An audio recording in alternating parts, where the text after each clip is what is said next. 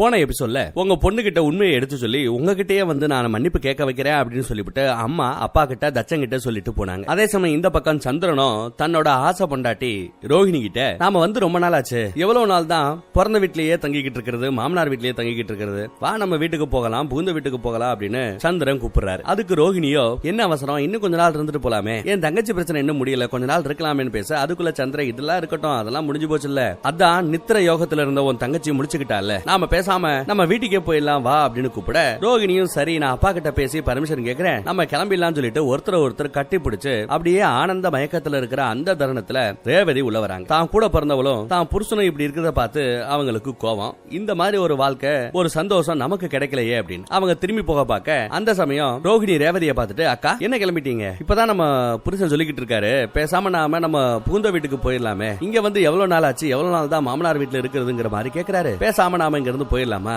அப்பா கிட்ட பர்மிஷன் வாங்கிட்டு நம்ம இங்க இருந்து போயிடலாமே அப்படின்னு பேசும்போது அதுக்கு நம்ம ரேவதி இல்ல, என்னால சதிய இந்த நிலைமையில விட்டுட்டு போக முடியாது, அவளுக்கு மனதளவுல நிறைய தைரியம் தேவை, ஆறுதல் தேவை, நான் இங்க இருக்கணும், என் குடும்பம் கஷ்டப்படுற இந்த சமயத்துல நான் இருக்கணும், நீங்க வேணும்னா சந்திரலோகத்துக்கு போங்களேன், எனக்கு ஒன்னும் பிரச்சனை இல்ல, ஆனா நான் மட்டும் வரல அப்படின்னு ரேவதி ரொம்ப கட் அண்ட் ரைட்டா சொல்லிடுறாங்க. அது மட்டும் இல்லாம எனக்கு சந்திரலோகத்துல என் மீது விருப்பமே இல்லாத சந்திரன் கூட இருக்கிறத விட எங்க அப்பா வீட்டுல இருக்கிறதா எனக்கு பிடிச்சிருக்கு அப்படின்னு வேற ரேவதி சொல்லிட்டு போயிடுறாங்க. அந்த பக்கம் அம்மா ரொம்ப நரவலாட்டம் வந்து சதிக்கிட்ட என்ன மேக்கப் போடாம ரொம்ப அசிங்கமா இருக்க, வா உட்காரு நான் மேக்கப் போட்டு வரேன்னு சொல்லிட்டு கூந்தல அப்படியே கோது விடுறாங்க. கூந்தல் அழகா சரி பண்ணிக்கிட்டு இருக்கும் போதே தன்னோட பிளாஷ்பேக் எல்லாம் சொல்லிக்கிட்டு இருக்காங்க. நானும் இப்படித்தான் உன்ன மாதிரி தான் பயங்கர ஆட்டம் சேட்டை மனசுல இருக்கிறதான் செஞ்சுக்கிட்டு இருந்தேன். அப்ப எங்க அப்பா மனு என்ன திருத்துறதுக்காக உண்மைகளை எடுத்து சொன்னார். அந்த அறியாத புரியாத வயசுல கூட உண்மைகளை எடுத்து சொன்னதுக்கு அப்புறம் நான் அதெல்லாம் புரிஞ்சுக்கிட்டு நல்லபடியா நடந்துகிட்டேன். உண்மைதாமா எப்பவுமே ஜெயிக்கும். எந்த இடத்துல உண்மை இல்லாம பொய்களே புரண்டு கொண்டு இருக்கிறதோ அந்த இடத்துலதான் வேதனைகள் இருக்கும். சோ நீ இப்ப வேதனையில வாடிக்கிட்டு இருக்க,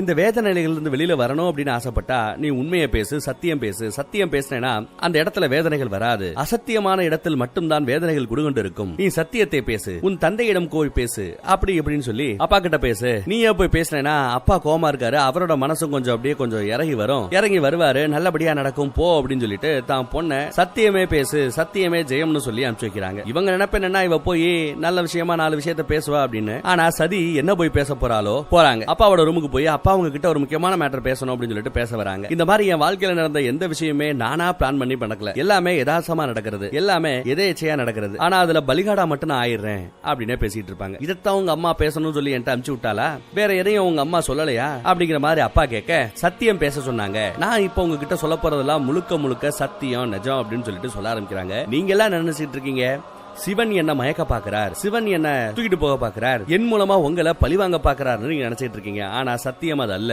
உண்மையை சொல்ல போனா நான் தான் அந்த சிவனை நேசிக்கிறேனே ஒழிய அவர் என்ன ஏறெடுத்தும் கூட பார்க்க மாட்டேங்கிறார். ஒவ்வொரு முறையும் என்னை ஏதாவது ஒரு ஆபத்திலிருந்து காப்பதற்காக, என் உயிரை காப்பதற்காக மட்டுமே என் முன்னால் தோன்றுகிறாரே ஒழிய என் மீது காதல் கொண்டு அவர் ஒருபோதும் என்னிடத்தில் வந்ததில்லை. இதுதான் உண்மை, இதுதான் சத்தியம் சொல்லிட்டு சிவனுக்கு சர்டிபிகேட் எல்லாம் எடுத்து கொடுத்து பேச அதை கேட்ட நம்ம தச்சனுக்கு கோவம் வருது, காண்டார இன்னும் அந்த சிவனுக்கே சர்டிபிகேட் கொடுத்துட்டு இருக்காளே இவளை திருத்த சொல்லி முடிவு பண்ணி தச்சன் சதியோட கைய பிடிச்சு அப்படியே தர இழுத்துட்டு அப்படியே போய்கிட்டு இருக்காரு. இவரோட ரூம்ல இருந்து தான் பொண்ணோட ரூமுக்கு விறுவிறுன்னு இழுத்துட்டு போக இவங்களோட அழுகை சத்தத்தையும் அரட்டல் சத்தத்தையும் கேட்டு சுத்தி இருந்தவங்க எல்லாம் ஓடி வராங்க, என்ன ஏதுன்னு பாக்குறாங்க. நம்ம சந்திரனும் பின்னாடியே ஓடி வந்துகிட்டு இருக்க. ஒரு வழியா பொண்ணோட ரூமுக்கு வந்ததும் அப்படியே நம்ம சதிதேவியை பிடிச்சு கீழே தள்ளி விட்டு அந்த பொண்ணை சுத்தி தன்னோட மந்திர சக்தியை பயன்படுத்தி ஒரு வேலியை போடுறார். அது தச்சம் போட்ட வேலி, தச்ச வேலி, நெருப்பு வேலி. அந்த வேலியை தாண்டி இவ போகணும்னு முயற்சி பண்ணானா பஸ்பம் ஆயிடுவா, எரிஞ்சு சாம்பல்.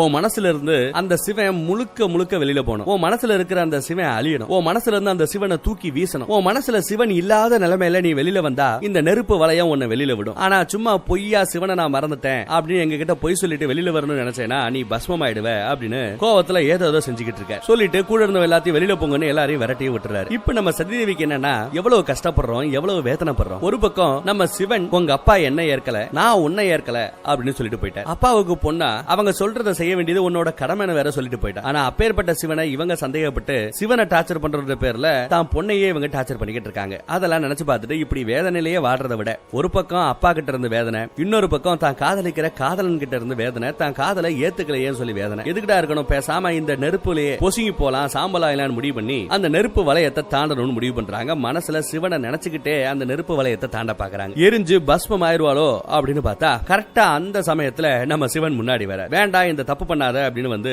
நம்ம சதிதேவிக்கு அட்வைஸ் போற. முட்டாத்தனம் பண்ணாத, தற்கொலை எந்த காலத்திலையும் எந்த ஜென்மத்திலயுமே தீர்வாகாது, அது பாவச் செயல் அப்படின்னு எடுத்து சொல்ற. இந்த சீரிஸை பாத்துக்கிட்டு இருக்கிற லவ்வர்ஸுக்கு சொல்றேன், நம்ம சிவனோட கதையை பாத்துக்கிட்டு இருக்கோம். ஆனாலும் சிவ கதையில நாம நிறைய பாத்துக்கிட்டு இருக்கிறது காதல் கதை தான். இந்த பொண்ணோ அந்தனர் வீட்டு பொண்ணு, பூனல் போடுவாங்க இல்லையா ஐஎஸ், அவங்க வீட்டு பொண்ணு, ஜாதியில உயர் ஜாதின்னு வெளியில பேசிக்கிறாங்க. அதே சமயம் இந்த பக்கத்துல நம்ம சிவன் எடுத்துக்கங்க, அவரு சுடுகாட்டுல புரள்ற மனுஷன், சுடுகாட்டுல எரியிற பிணங்களுக்கு மத்தியில வாழ்ற மனுஷன். இவரை எஸ்சி எஸ்டி கேட்டகரியில வச்சுக்கோங்க. ஆக உயர் ஜாதி பொண்ண ஒரு கீழ் ஜாதி பையன் காதலிக்கிற மாதிரியான ஒரு காதல் கதையோட இந்த கதையை நீங்க ஒப்பிட்டு பார்க்கலாம். இங்கேயும் கூட தட்சனோட மனசுக்குள்ள அந்த ஜாதி வெறி இருக்கு. தான் பொண்ண காதலிக்கிறது அந்த கடவுளாவே இருந்தா கூட அந்த கடவுள் கிட்டையும் ஜாதிய பாக்குறது இருக்கு.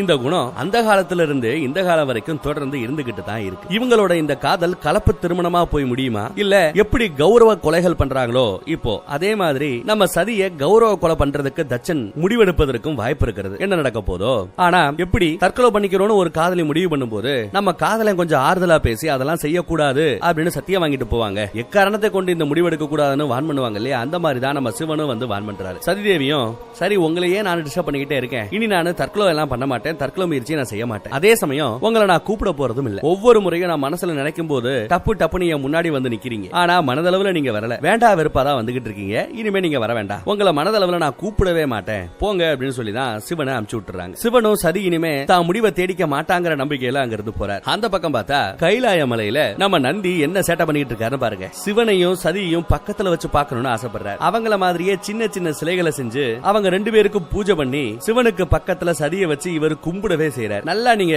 இந்த இடத்துல ஒரு மேட்டரை புரிஞ்சுக்கணும். நம்ம தட்சன் சிவன் மேல ஒரு சாபம் எடுத்தாரு, ஞாபகம் இருக்கா? உன்னை யாரும் பூஜிக்க மாட்டாங்க, நீ இறை அப்படிங்கிற அந்த பதவியில இருந்து இறக்கப்படுகிறாய் அப்படின்னு சபிச்சாரு. பிரம்மர் கிட்ட வரம் வாங்கி அதுக்கப்புறம் தான் சாபத்தை கொடுத்தாரு. சோ இந்த வரம் சாபம் இதெல்லாம் மதிக்கக்கூடியவங்க எல்லாம் அதை மதிச்சு அந்த சாபத்தை மதிச்சு சிவனுக்கு பூஜை இல்லாம பூஜை பண்ணாம இருக்காங்க. அதையும் தாண்டி சில மந்திரங்கள் இருக்கும், சிவனை நோக்கி கும்பிடக்கூடிய அந்த மந்திரங்கள். ஃபர்ஸ்ட் அந்த மந்திரத்தெல்லாம் போட்டு சிவனை கும்பிட்டு அந்த பூஜையெல்லாம் நடத்துறோம்னா அந்த மந்திரத்தோட பலன் கிடைக்கும். ஆனா இப்போ சபிக்கப்பட்ட சிவனா இருக்கிறதுனால சிவ மந்திரங்கள் எதுவும் வேலை செய்யாது. இந்த மாதிரி சில சிக்கலான டெக்னிக் வேர்ஸ் எல்லாம் இருக்கு, அதெல்லாம் நோட் பண்ணிக்கங்க. ஏன்னா அடுத்து வர ஸ்டோரிஸ்ல ஃபுல்லா நிறைய குழப்பமான விஷயங்கள்லாம் வரப்போகுது. ரைட், இப்போ அங்க இருந்து கோவமா நம்ம சிவன் இங்க வந்தாரா, இங்க வந்து பார்த்தா நந்தி இப்படி தான் கூட ஒரு பொண்ணோட சிலையை வச்சு அதுவும் சதிதேவியை வச்சு கும்பிட்டுக்கிட்டு இருக்காப்ல. இப்பதான் அந்த பொண்ணு கிட்ட போய் இதெல்லாம் செட் ஆகாது, காதெல்லாம் செட் ஆகாது, வேண்டாம் அப்படின்னு சொல்லிட்டு வந்தாப்ல. இங்க வந்து பார்த்தா தான் கூட இருக்கிறவனே தான் கூட சதியை எப்படி வச்சு பூஜையே பண்ணிட்டு இருக்கிறத பார்த்து கோவம் வருது. நடக்காத பலிக்காத இந்த எண்ணங்கள் இருக்க கூடாதுன்னு சொல்லிட்டு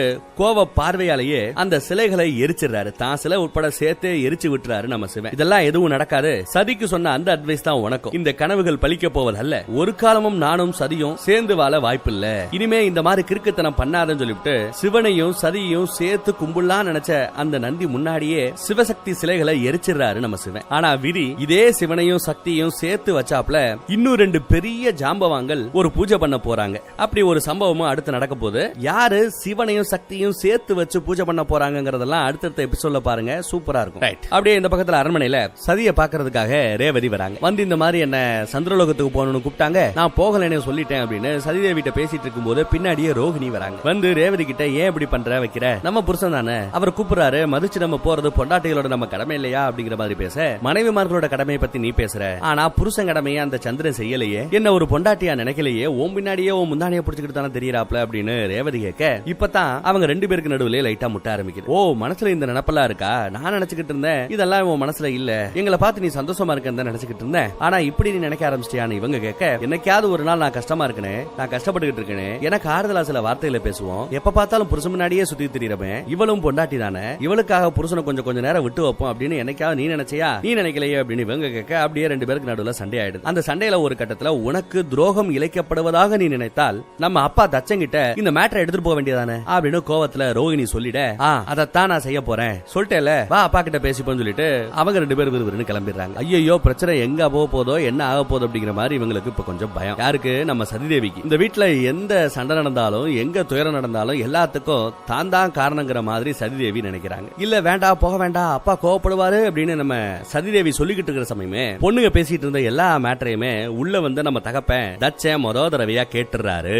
தான் பொண்ணு ரேவதிய ஒரு பொண்டாட்டியாவே இதுவரை சந்திரன் நடத்தல அப்படிங்கிற மேட்டர் அவருக்கு இப்போ தெரிஞ்சு போகுது. வந்தது பாருங்க கோபம். அப்படியே இந்த பக்கத்துல திரும்பி பார்த்தா சந்திரன் அங்க வந்துடுற. கோவத்தோட ஒரு பார்வை பாக்குறாரு தச்சன். நீ பண்ணது மிகப்பெரிய பாவம், ஒரு மிகப்பெரிய குற்றம். இதெல்லாம் இங்க வச்சு விசாரிச்சுக்கிட்டு இருந்தா செட் ஆகாது. அரண்மனைக்கு வா, சபையில வச்சு நம்ம விசாரிச்சுப்போம் அப்படின்னு சொல்லிட்டு அங்க இருந்து போயிடுறாரு. கட் பண்ணா இப்ப சபையில எல்லாரும் முன்னாடியும் கேஸ் நடக்குது. என்னப்பா உன் மேல இந்த மாதிரி பிராடு வந்திருக்கு. உன்னோட 2 பொண்டாட்டிகள்ல ஒரு பொண்டாட்டியை நீ சமமா நடத்தல, அவளுக்கு கொடுக்க வேண்டிய அந்த உரிமைகளையும் கொடுக்க வேண்டிய அந்த வசதிகளையும் செஞ்சு கொடுக்கல, சந்தோஷமா வச்சுக்கலன்னு பிராடு வந்திருக்கு. என்ன சொல்ற? ஒத்துக்கிறியா? குத்தத்தை ஒத்துக்கிறியா அப்படின்னு கேட்டா ஒத்துக்கிறியா அப்படிங்கிறாரு நம்ம சந்திரன். ஆனா தப்பு என்னது இல்ல, நான் பொண்ணு கட்டு வந்தது ரோகிணியை தான். ஆனா ரேவதியையும் சேர்த்து கட்டிக்கணும்னு வற்புறுத்துறது நீங்க. பிடிக்காத இரு மனங்களை கல்யாணத்துல தள்ளி விட்டது நீங்க. அப்படி இருக்க நான் என்ன பண்றது அப்படிங்கிற மாதிரி சந்திரன் கேக்குறேன். குறுக்க பேசாதன்னு தச்சன் திட்டுறாரு. எது எப்படியோ கல்யாணம்னு ஒண்ணு ஆயிடுச்சுன்னா புருஷ தர்மத்தின்படி நடக்க வேண்டியது உன்னோட கடமை. அந்த கடமையில இருந்து நீ தவறிட்ட. இது பிரபஞ்சத்துக்கு அதிபதியான என்னோட பார்வையில குற்றம். இப்ப நான் உனக்கு உத்தரவு விடுறேன். இந்த கணத்துல இருந்து ரேவதியை உன் பொண்டாட்டியா நீ மனசார ஏற்கணும். ரோகிணியை நீ எப்படி நடத்துறியோ அதே மாதிரி கடுகளவும் குறையாம ரேவதியை நீ நடத்தணும் அப்படின்னு உத்தரவு போடுற. ஆனா சந்திரன் அதை ஏத்துக்க மறுக்கிற. பொருந்தாத விரும்பாத மனங்களை இணைக்கிறது அப்படிங்கிறது சாத்தியம் இல்ல. நீங்க எவ்வளவு முயற்சி பண்ணாலும் உங்க பொண்ணு சதி தேவியோட மனசுல இருந்து அவங்க காதலிக்கிற அந்த சிவனை உங்களால வெளியில அனுப்ப முடியுதா? உங்க பொண்ணையே உங்களால சமாளிக்க முடியலையே, என்ன எப்படி உங்களால கேள்வி கேட்க முடியும்? என்ன எப்படி உங்களால சமாளிக்க முடியும்? ஏன் மனசுல இருந்து ஒருத்தைய தூக்கி போட்டுட்டு இன்னொருத்தைய உட்கார வைக்கிறது எப்படி இது சாத்தியம்? முடியாது, நான் இதுக்கு ஒத்துக்க மாட்டேன் அப்படின்னு பேச பிரபஞ்ச அதிபதியோட அந்த உத்தரவையே மீற அவ்வளவு கொழுப்பாயிடுச்சா உனக்கு? என் பொண்ணை பார்த்து உனக்கு திமிரு கூடி போச்சு. என்னையே ஏத்து ரேஞ்சுக்கு வந்துட்டல, ஏன் உத்தரவையே மீறல, இரா வச்சுக்கிறேன் அப்படிங்கிற மாதிரி இவர் அப்படியே கண்ணை மூடி கும்பிடுறாரு, மந்திரம் போறாரு. கையில ஒரு வெள்ளை தாமரை வந்து நிக்குது. அதை எடுத்து அப்படியே நம்ம சந்திர மேல அவர் வீசி எரிஞ்சு சாபம் விடுறாரு. நீ கல்லாக கடவாய் அப்படின்னு சபிச்சிடுறாரு. அந்த மலர் கரெக்டா சந்திரனோட வயிற்றுல போய் விழுந்த அந்த கணத்திலேயே அவரு கொஞ்சம் கொஞ்சமா கல்லா மாற ஆரம்பிக்கிறாரு. ஒரு ஜடமா அப்படியே கீழே விழுகிறார். அதே சமயம் அந்த பக்கத்துல பார்த்தா சந்திரலோகத்துல சந்திரனோட அம்மா குங்குமத்தை தட்டை எடுத்துட்டு போய்கிட்டு இருக்கும்போது தெரியாதனமா கீழே போட்டுறாங்க. அவசகனம் ஏதோ நடக்குது, நம்ம புள்ள சந்திரனுக்கு ஏதோ நடக்குது, வாங்க போலாம் அப்படின்னு புருஷனை கூட்டிக்கிட்டு அவங்க சந்திரலோகத்துல இருந்து இங்க கிளம்பி வராங்க. அதுக்குள்ள ஒரு மிகப்பெரிய பிரளயமே ஏற்பட்டுருது. பிரம்மலோகத்துல பிரம்மரை சுத்தியே பாருங்களேன், பயங்கர இடி வெடியுமா இருக்கு. அந்த பக்கம் வைகுண்டத்திலையும் அந்த பிரளயத்தை நம்மளால உணர முடியுது. கடல் பயங்கர சீற்றத்தோட இருக்கு. மலை வெடித்து செதறுது. இதற்கெல்லாம் காரணம் என்ன? ஏன் இந்த பிரளயம் ஆரம்பமாகுது அப்படின்னா நவ கிரகங்கள்ல ஒண்ணு நம்ம சந்திரன். அப்படி ஒரு கிரகத்தையே கல்லாக கடவாயின்னு நம்ம தச்சன் சபிச்சதுனால கிரகங்களோட நிலைப்பாட்டுல கிரகங்களோட அந்த கோடு சீர்கோடு கெடுது, இம்பேலன்ஸ்டா இருக்கு. அதனால பிரளயம் ஏற்பட வாய்ப்பு இருக்கு, உலகமளிய வாய்ப்பு இருக்கு அப்படின்னு சொல்லி நம்ம நாரதர் நிலைமையை எடுத்து சொல்லி சிவங்கிட்ட எப்படியாவது உள்ள புகுந்து இந்த பிரச்சனையை சால்வ் பண்ணுங்க அப்படின்னு கெஞ்சி கேக்குறாரு. தச்சனை ஒவ்வொரு முறையும் நீங்க மன்னிச்சு விட்டதுதான் மிகப்பெரிய தப்பு. நீங்க அவன் தப்பு பண்ண முதல் தடவையோ 2வது தடவையோ தண்டிச்சிருந்தீங்கன்னா இந்த லெவலுக்கு அவன் மூர்க்கத்தனமா போய் நடந்துக்க மாட்டான். இப்போ எல்லா மீறி நடந்துகிட்டாரு. நவகிரகங்கள்ல ஒரு கிரகத்தையே கல்லா கடவாயின்னு சபிச்சிட்டாரு. இது மிகப்பெரிய தப்பு இல்லையா? இப்போ உலக அழிவாக போகுது, பிரளயம் ஆரம்பமாக போகுது, என்ன பண்ண போறீங்க அப்படிங்கிற மாதிரி எல்லாம் நம்ம நாரதர் கொஞ்சம் கேட்க ஆரம்பிக்க அவரே எதிர்பார்க்காத ஒரு பயங்கரமான கோவத்துக்கு உள்ளாகிறாரு நம்ம சிவன். கோவத்தோட உச்சிக்கே போய் ருத்ர தாண்டவம் ஆட போறாரு. தன்னோட ருத்ர ரூபத்துக்கு அவர் மாறுறாரு. அவரோட மனசுக்குள்ள இருக்கிற அந்த கோபம் அவரோட உடல்லையும் தெரிய ஆரம்பிக்குது. உடல் அப்படியே கொஞ்சம் கொஞ்சமா ருத்ர ரூபத்துக்கு மாறுது. அவர் நின்ன இடத்துல அப்படியே வளர ஆரம்பிக்கிறாரு. கைலாய மலையை விட உயரமா பிரம்மாண்ட உருவத்துக்கு மாறி நிக்கிறார். இவ்வளவு நாள் தச்சம் பண்ண அந்த தப்புக்கள் எல்லாத்தையும் பொறுத்துக்கிட்டு இருந்தேன். அது எங்க குடும்ப தகராறு மாதிரி என்னோட முடிஞ்சுக்கிட்டு இருக்கிற வரைக்கும் பிரச்சனை இல்ல.